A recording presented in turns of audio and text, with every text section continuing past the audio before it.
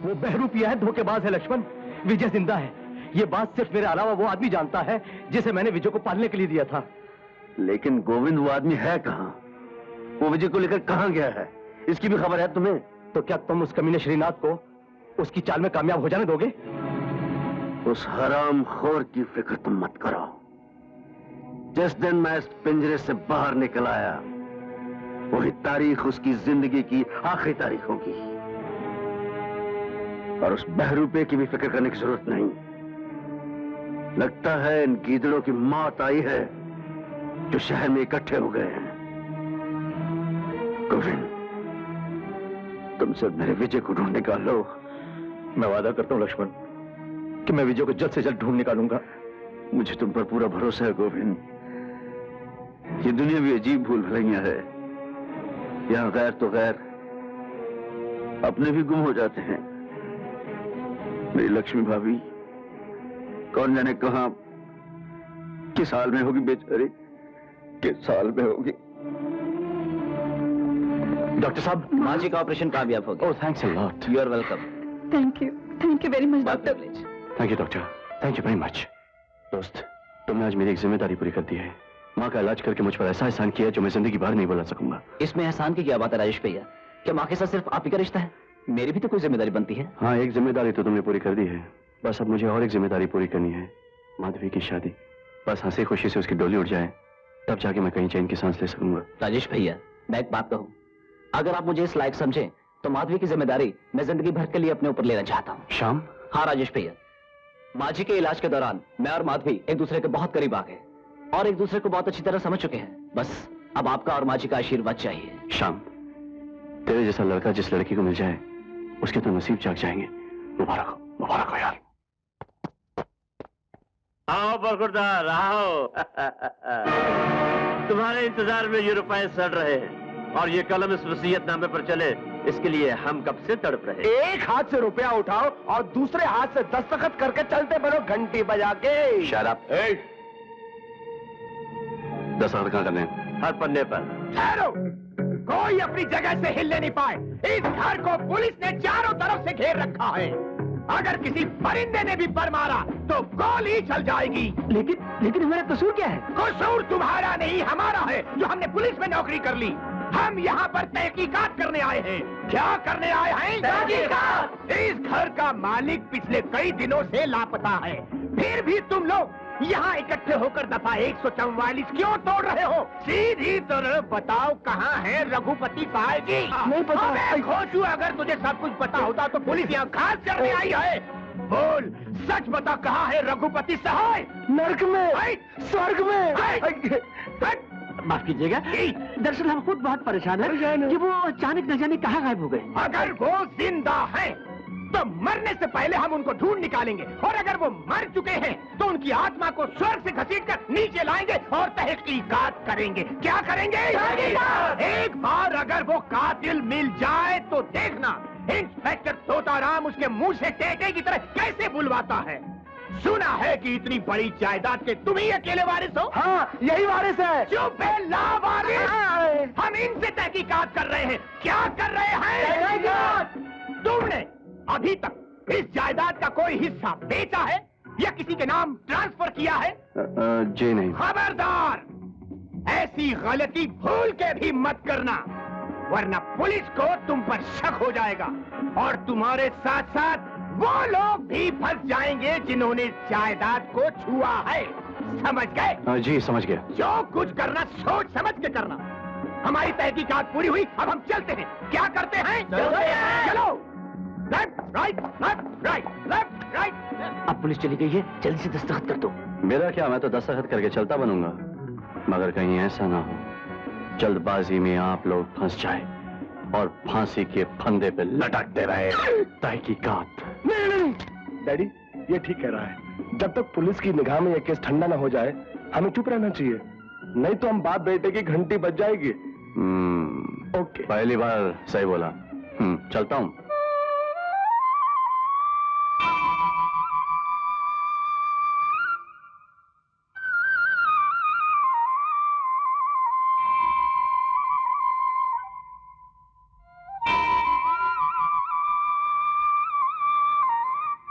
सुनिए,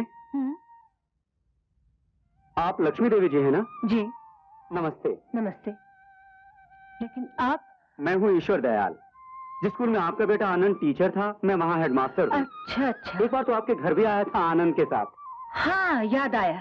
कहिए कैसे हैं? सब भगवान की कृपा है, पर भगवान ने बड़ा अन्याय किया है आपके साथ। आपको देखा तो कलेजा फटने लगा। भगवान इंसान से सब कुछ ले ले, पर उसकी माँ से उसका जवान बेटा न छीने।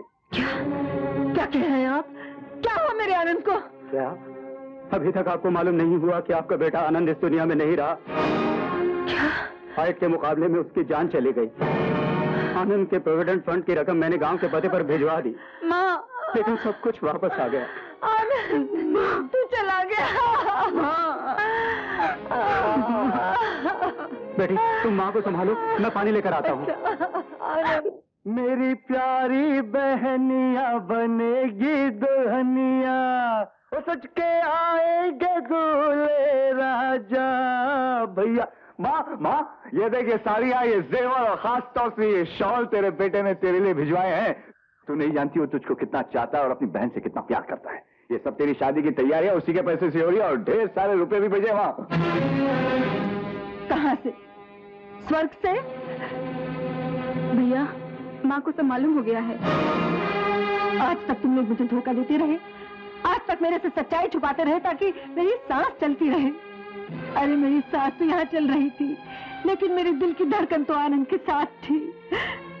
और तू आज तक मेरे साथ नाटक करता रहा, क्योंकि तू एक बहुत बड़ी नाटक कंपनी में काम करता है, तो तुमने घर में भी नाटक शुरू कर दिया, और वो भी माँ के साथ। एक बेटे की आंख बंद हो गई और दूसरा माँ की आंख पर पट्टी बांधकर खड़ा देखता रहा कि वो 2 बूंद आंसू भी ना बहा सके, अपने बेटे की लाश से लिपटकर रो भी ना सके। बोल, तूने ऐसा क्यों किया? क्यों किया तूने ऐसा? क्यों? मैं बताता हूँ क्यों। अगर सुन सकती हो तो सच ये है कि आनंद मेरे हाथों मारा था। नहीं, आनंद को तूने मारा? मेरे बेटे का तूने खून किया? क्यों? किस लिए? क्या मिल गया तुझे उसे मार के? क्या कर रही है माँ? और आज गहने कपड़े लाकर माँ को बहलाने आया है। नहीं चाहिए मुझे, ले जाइए सब कुछ, निकल जा इस घर से, चला जा, निकल जा अभी इसी वक्त, तो ले जाइए सारी सामान। तुम कहती तो चला जाऊंगा माँ, पर सफाई नहीं, सच्चाई बताकर जाऊंगा। आनंद मेरे हाथों जरूर मारा था, पर मैं उसका कातिल नहीं हूँ। अगर मैं उसका कातिल होता तो कानून मुझे सजा देता, पर मैं अपनी जमीर की आवाज पर खुद को सजा देने आया हूँ। पश्चाताप की आग में जल रहा हूँ माँ। मैंने अपने नाम, दौलत, शोहरत की लाश को आनंद के चिता के साथ जला दिया माँ।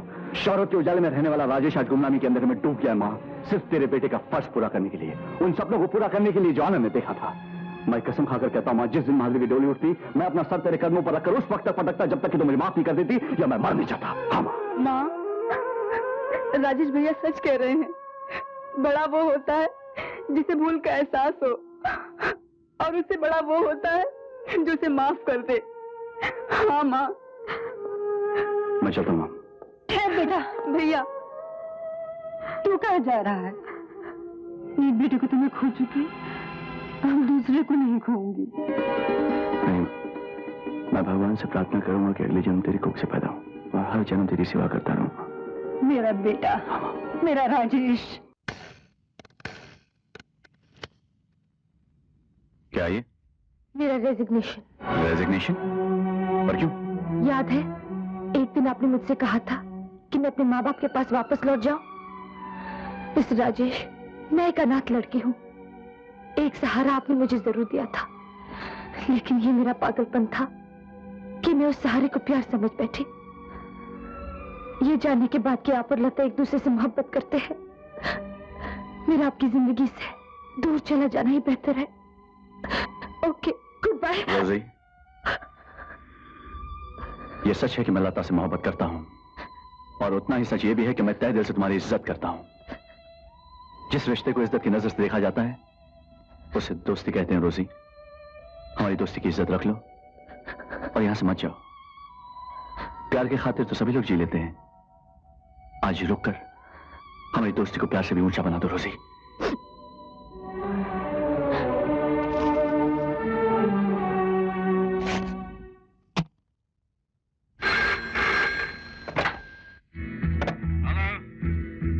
डॉक्टर श्याम बोल रहा हूँ। डॉक्टर साहब फरमाइए, क्या बात है? मैं दुनिया का वो आश्चर्य आपको दिखाना चाहता हूँ जिसको देखकर आपकी आंखों को यकीन नहीं आएगा। ऐसे कौन सी आश्चर्य की बात है जो आप मुझे दिखाना चाहते हैं? एक बार हॉस्पिटल में तशरीफ ले आइए और फिर खुद अपनी आंखों से देखिए कि इस वक्त आपके नाना जी क्या कर रहे हैं। मैं भी आता हूँ।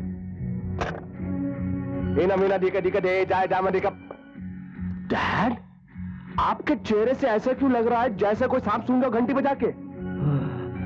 कल तक मैंने सुना था कि कानों सुनी बात झूठ हो सकती है, लेकिन आज मुझे यकीन हो गया कि आंखों देखी बात भी गलत हो सकती है।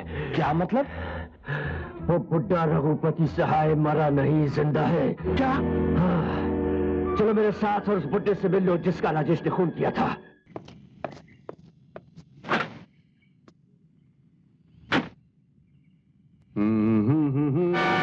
बहुत धोखा दे चुके, अब ना ही हिलने की कोशिश करना, ना ही चालाकी दिखाने की, वरना घंटी बजा दूंगा तेरी। चला, जहां हम कहते गाड़ी ले चलो, चलो।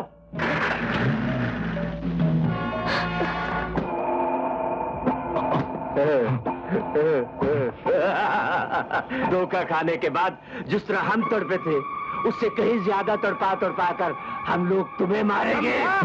एक बार मेरे हाथ पैर खुल जाए, उसके बाद तो किसी को तड़पा नहीं सकेगा।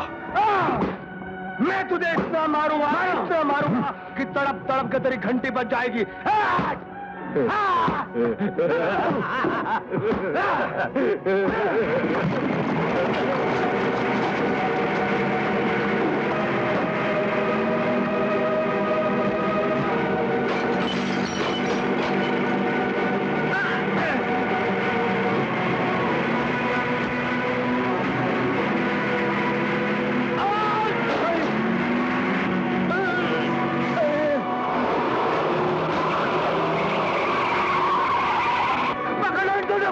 मुझे अभी और इसी वक्त इन दोनों की लाश चाहिए। कोई नहीं जाएगा, जाने दो इन लोगों को। क्यों? गैर कानूनी ढंग से ये हमारे हाथ में आएगा डैड। अब इसकी घंटी हमें कानूनी तौर से बजानी पड़ेगी। वो कैसे? कान इधर लाओ।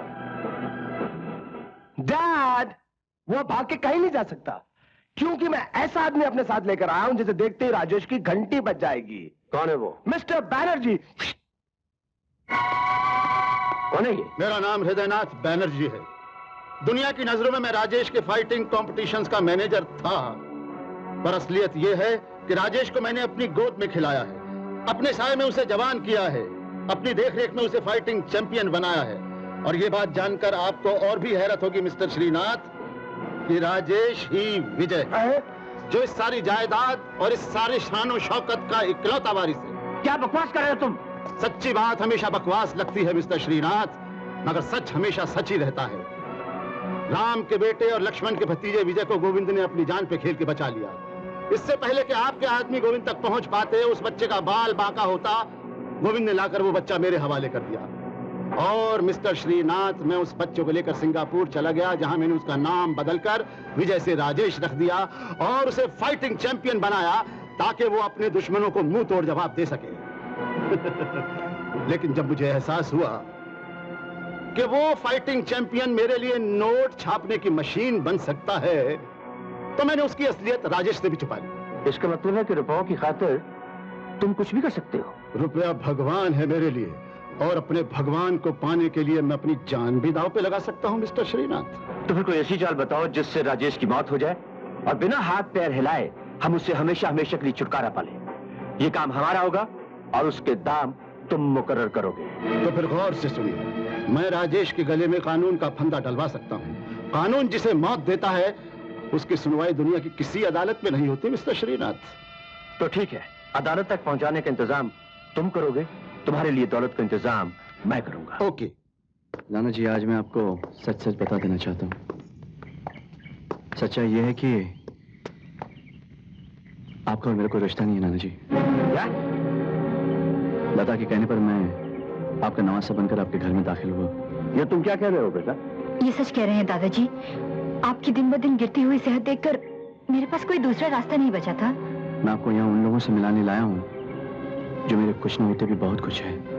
मेरा सब कुछ है। माँ,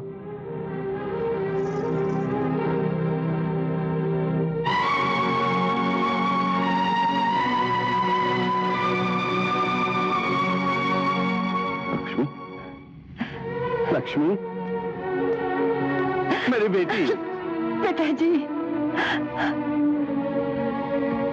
पिताजी मैं तो सोचती थी कि आप मुझे कभी माफ नहीं करेंगे। मैंने तो तुम्हें बरसों पहले माफ कर दिया था बेटी, लेकिन तकदीर ने हमारे साथ न जाने कौन सा खेल खेला और हम अपने प्यार को अपने सीने में छुपाए खिलौनों की तरह बिखर गए। ये कौन है? ये गोविंद की बेटी है, लेकिन जितनी इसने मेरी सेवा की है शायद मेरी अपनी बेटी भी उतनी ना करती। अनजाने में मैं आपको अपनी माँ से मिलाने लाया था और इत्तेफाक से ये तो आपकी अपनी बेटी निकली। अब तो आपको यकीन हो गया होगा ना कि मेरा आपसे कोई रिश्ता नहीं और ना ही ये मेरी सगी माँ है।